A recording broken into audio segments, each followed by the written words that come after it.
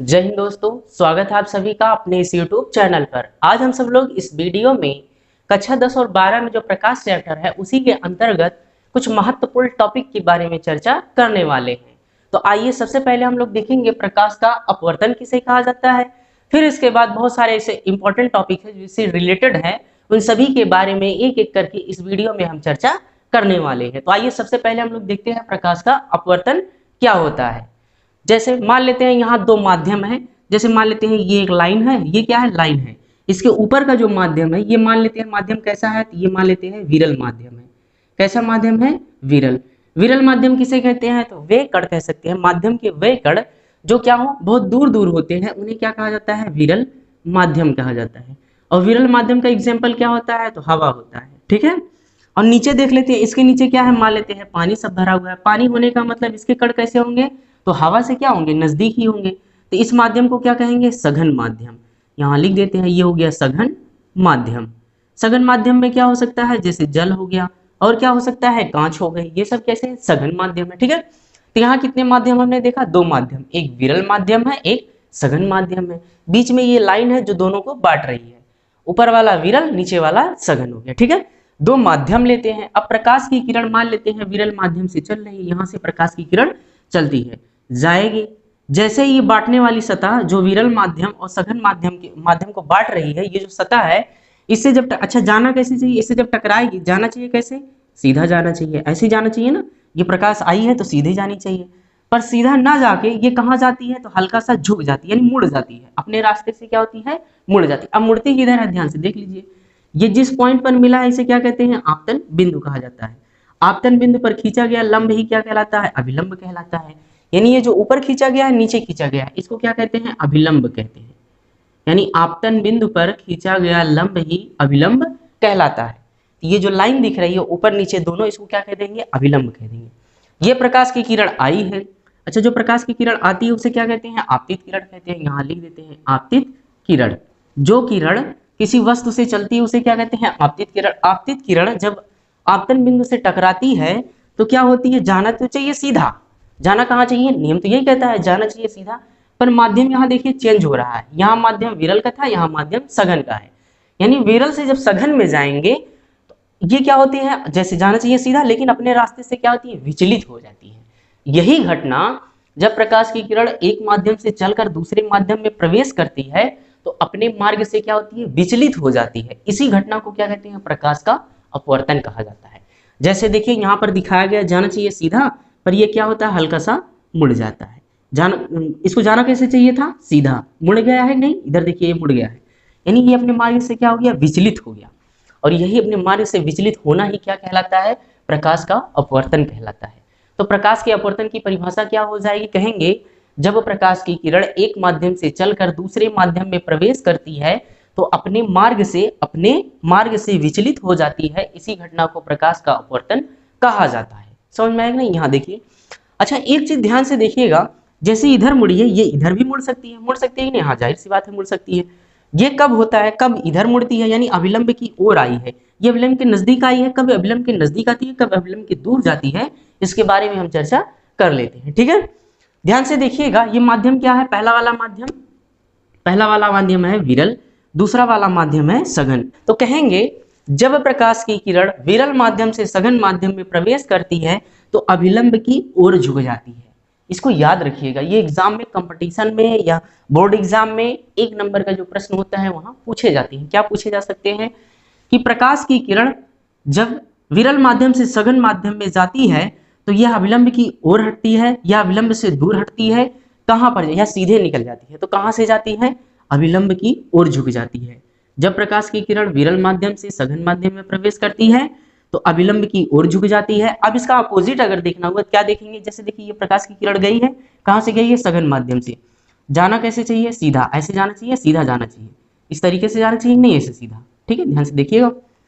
ये जो लाइन दिख रही है इसको जाना चाहिए सीधा, लेकिन सघन से जब विरल में जाएगी, माध्यम का जब चेंज करता है तो अपने मार्ग से क्या होता है, विचलित हो जाता है। इसी घटना को क्या कहते हैं, प्रकाश का अपवर्तन कहा जाता है। इसकी परिभाषा देख के आए हैं। तो सघन से कहाँ जा रहा है, विरल में, जाना चाहिए कैसे, सीधा।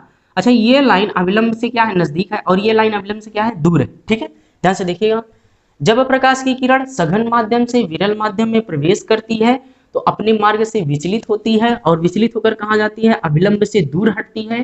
ठीक है, कहाँ हटती है, अभिलंब से दूर हटती है, और यही घटना प्रकाश का अपवर्तन कहलाता है। और इस अवस्था में ये जो किरण होती है अभिलंब से कहाँ जाती है, दूर जाती है।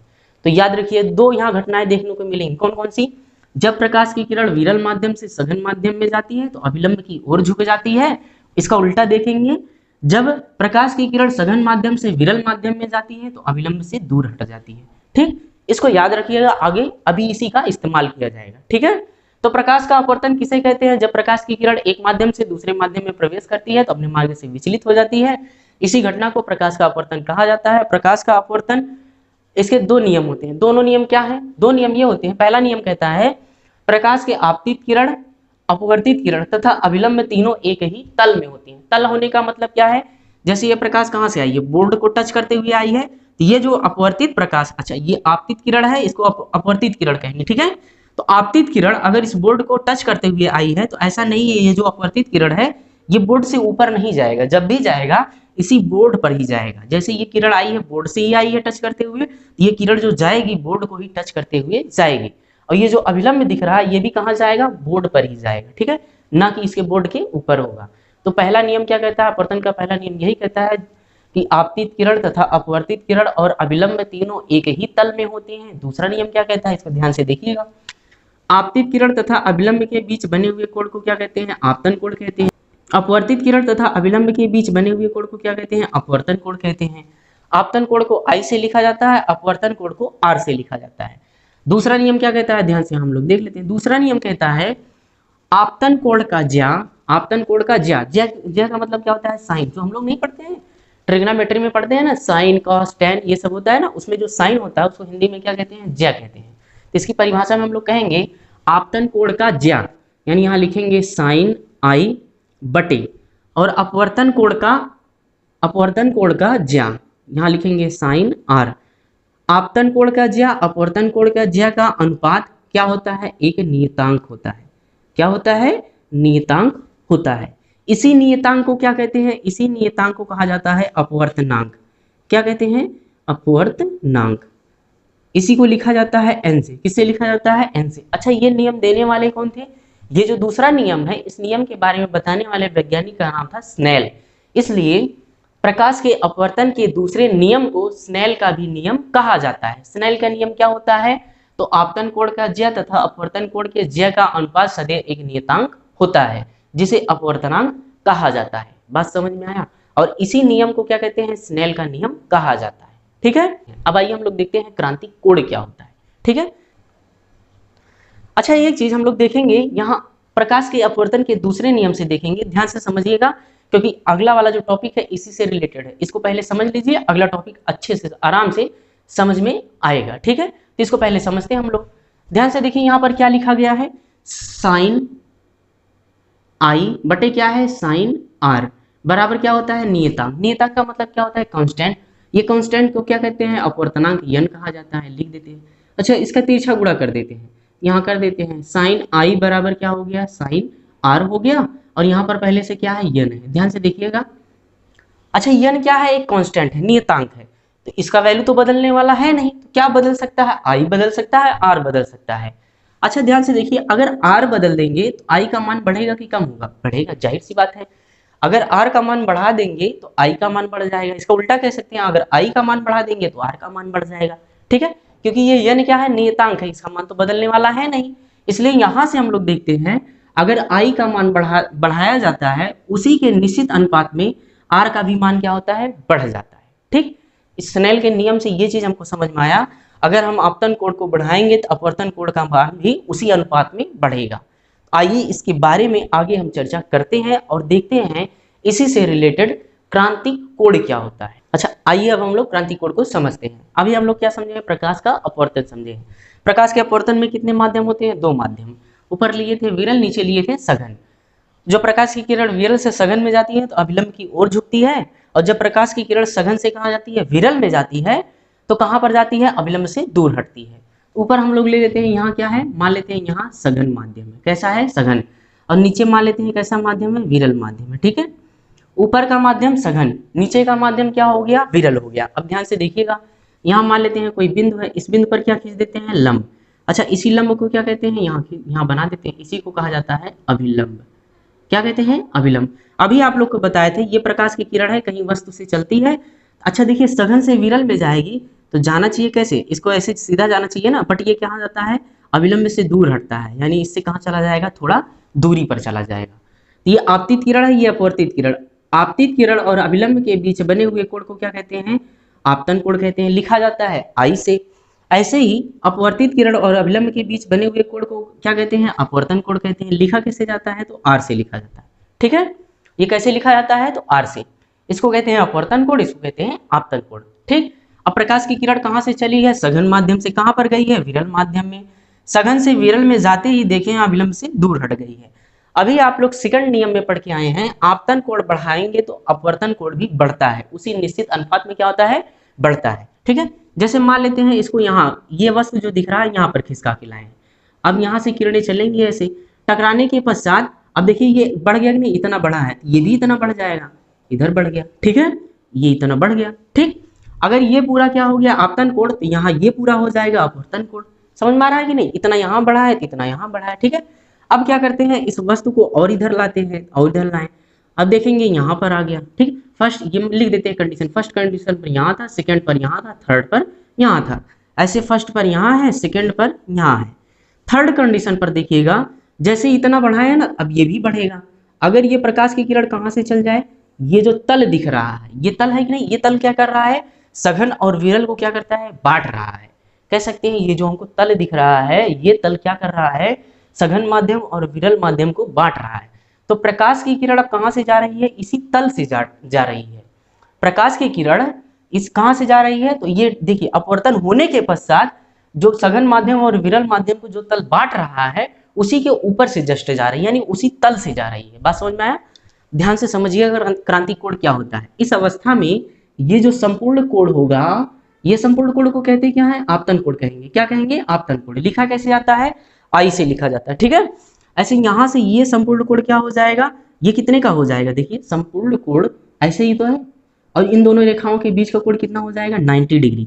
यानी यहाँ ये होगा तो अपवर्तन कोण, लेकिन ये किसके बराबर हो जाएगा, 90 डिग्री के बराबर हो जाएगा। बात समझ में आया कि नहीं। तो कहेंगे क्रांति कोण किसे कहते हैं, ध्यान से देखिए, आपतन कोण का वह मान, आपतन कोण का वह मान जिस अवस्था में अपवर्तन कोण का मान क्या हो जाए, 90 डिग्री हो जाए, तो इसी आपतन कोण को ही क्या कहते हैं, क्रांति कोण कहा जाता है। यानी सी से लिखा जाता है, क्रिटिकल एंगल कहते हैं। क्या कहते हैं, क्रिटिकल एंगल कहा जाता है। तो क्रांति कोण को किससे लिखा जाता है, सी से। तो कह सकते हैं आपतन कोण का वह मान जिसके लिए अपवर्तन कोण का मान 90 डिग्री हो जाता है, तो इसी आपतन कोण को क्रांति कोण कहा जाता है। बात समझ में आ रहा है कि नहीं। यानी आपतन कोण को ही क्रांतिक कोण कहते हैं। बस कंडीशन क्या हो कि आपतन कोण का वह मान आ जाए जिस अवस्था में अपवर्तन कोण का मान कितना हो जाए, 90 डिग्री हो जाए, तो इसी अवस्था में ये जो आपतन कोण है, इसी को कहा जाता है क्रांतिक कोण कहा जाता है। तो क्रांतिक कोण कहाँ देखने को मिलता है, तो क्रांतिक कोण हमको तब देखने को मिलता है जब प्रकाश सघन माध्यम से कहाँ जाता हो, विरल माध्यम में जाता हो। ठीक है, इसको याद रखिएगा।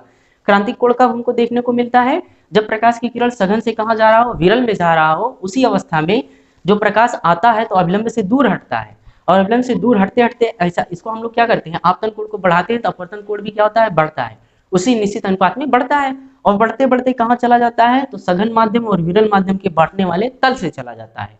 इस कंडीशन पर देखते हैं अभिलंब और ये जो अपवर्तित किरण है, इन दोनों बीच का कोण कितना हो जाता है, 90 डिग्री हो जाता है। तो इस अवस्था में ये जो आपतन कोण होता है, ये जितना होता है उसी को कहा जाता है क्रांतिक कोण कहते हैं। बात समझ में आया कि नहीं। अब आइए हम लोग देख लेते हैं पूर्णांतरिक परावर्तन किसे कहा जाता है। तो अभी अभी हम लोग क्या समझे हैं, अभी अभी हम लोग क्या समझे हैं, क्रांतिक कोण किसे कहते हैं। ठीक है, क्रांतिक कोण किसे कहते हैं, यहाँ उसकी कंडीशन बनाते हैं, ध्यान से देखिएगा।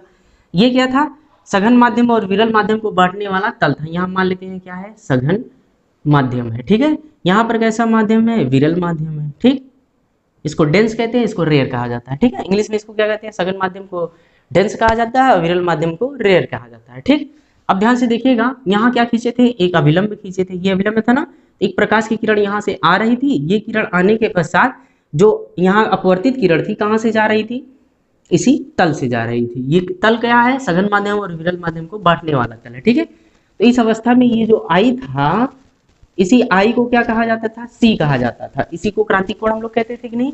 यहाँ इसका मान आर का मान कितना हो गया था, 90 डिग्री हो गया था। ठीक, इतना समझ में आया। अच्छा एक काम करते हैं, इसको और बढ़ा के देखते हैं क्या होता है। ठीक है, यानी आई का मान और बढ़ाते हैं, क्रांतिक कोण से अधिक करते हैं। तो क्रांतिक कोण से अधिक कर दिए, यहाँ लाए हैं। ठीक है, इस अवस्था में ये जो प्रकाश की किरण है जाना कहाँ से चाहिए, दूसरे माध्यम में जाना चाहिए कि नहीं, हाँ जाना चाहिए। बट ये जाता नहीं है, ये कहाँ से चला जाता है, जिस माध्यम से आता है उसी माध्यम में लौट जाता है।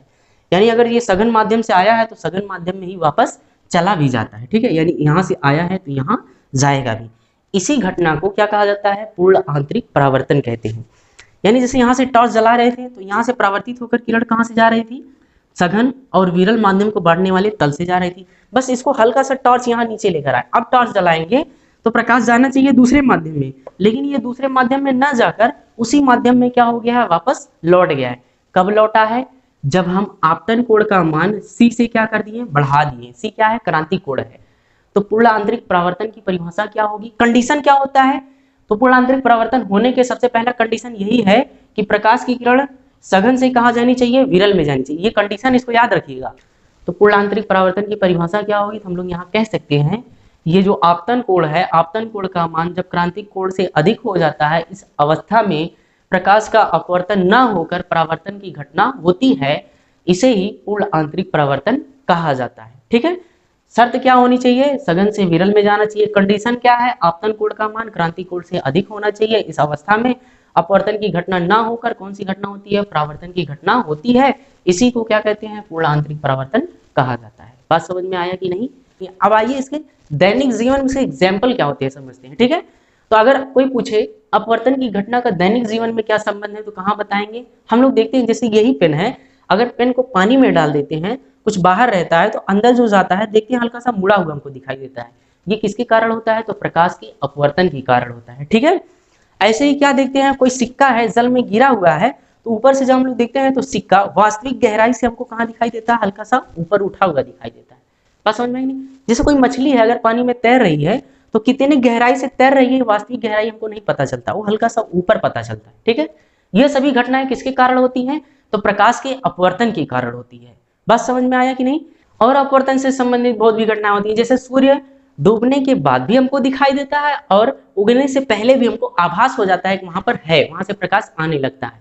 ये भी कारण किसका होता है, तो प्रकाश के अपवर्तन का कारण होता है। ऐसे ही पूर्ण आंतरिक परावर्तन के बहुत सारे एग्जाम्पल्स होते हैं। क्या एग्जाम्पल्स होते हैं, यहाँ देख लेते हैं।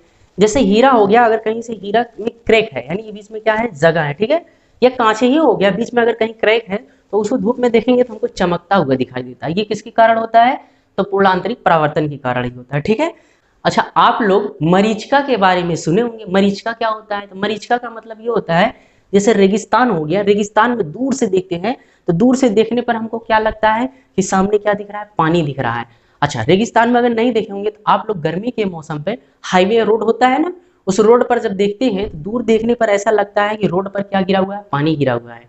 यही घटना क्या होती है, मरीचिका होती है। ठीक है, और क्या देख सकते हैं हम लोग, और भी देख सकते हैं जैसे कांच का टुकड़ा ही हो गया, कांच का टुकड़ा पानी में ले जाकर डुबो देंगे तो डुबोने पर बाद देखते हैं हम लोग कैसा दिखाई देता है। अगर उसमें प्रकाश जा रही है तो हमको दिखाई देगा कैसा, चमकीला दिखाई देता है। ये किसके कारण होता है, चमकता हुआ दिखाई देता है। यह कारण ही है पूर्ण आंतरिक परावर्तन ही। ठीक है, ये सब एग्जांपल्स किसके होंगे, पूर्ण आंतरिक परावर्तन के होंगे। इस वीडियो में यहीं तक हम लोग समझेंगे, तो मिलते हैं नेक्स्ट वीडियो में इसके नेक्स्ट टॉपिक को लेकर। तब तक के लिए जय हिंद दोस्तों।